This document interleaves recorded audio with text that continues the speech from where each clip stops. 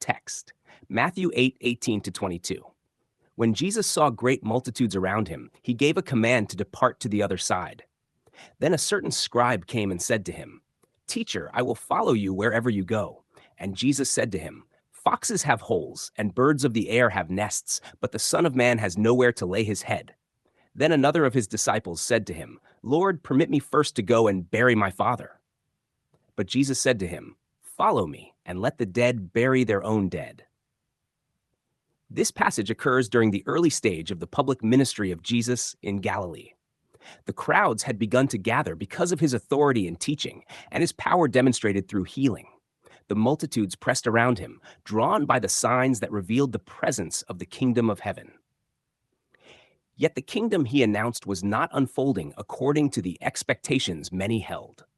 It was not a political uprising or an earthly throne being established in Jerusalem at that moment. Instead, it was the arrival of the promised king who had come to fulfill what the prophets had spoken concerning Israel.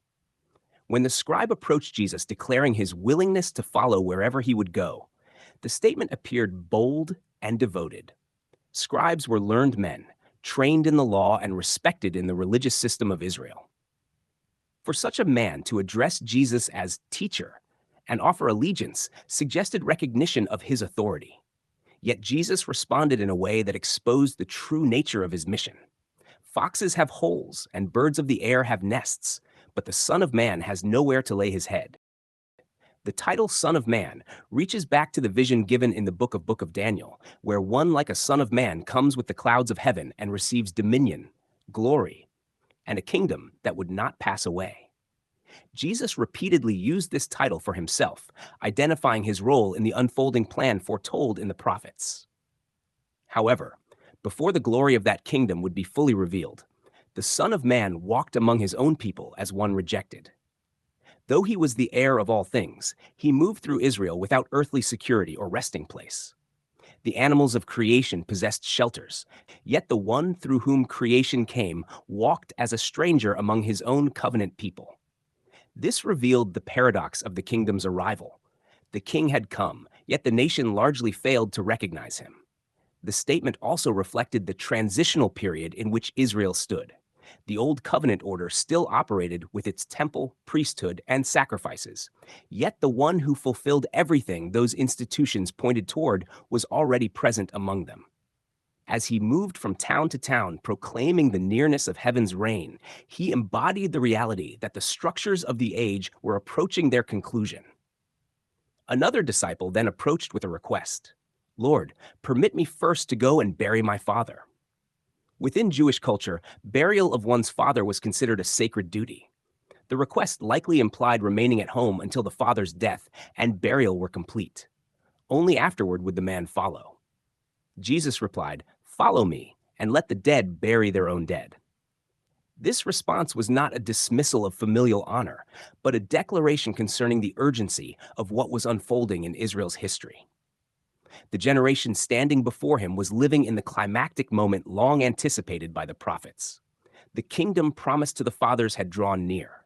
The call to follow the Messiah took precedence over every earthly obligation because the covenant age itself was reaching its decisive turning point.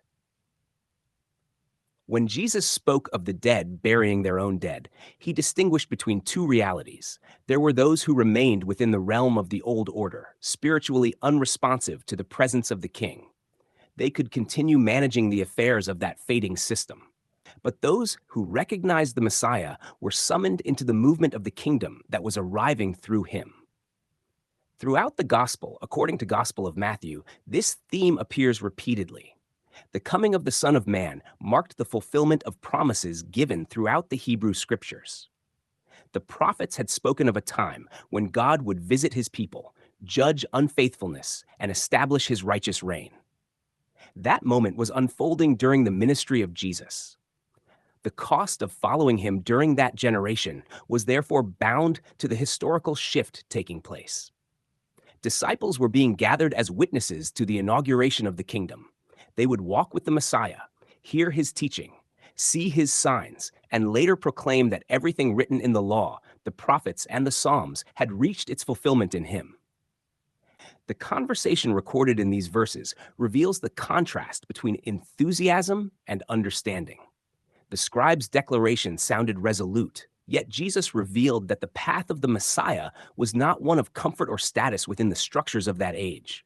It was the path leading toward rejection, suffering, and ultimately vindication. Likewise, the second disciple's delay reflected the natural pull of earthly responsibilities. But the moment demanded recognition that something greater than ordinary obligations was taking place.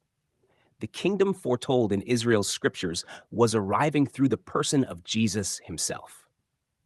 Within the broader narrative, these encounters emphasize the identity of Christ and the nature of the kingdom he proclaimed. The Son of Man walked among his people without earthly rest, yet he was the one destined to receive everlasting dominion.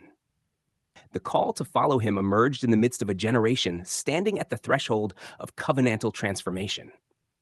Thus, Matthew presents Jesus not merely as a teacher among many, but as the fulfillment of Israel's story.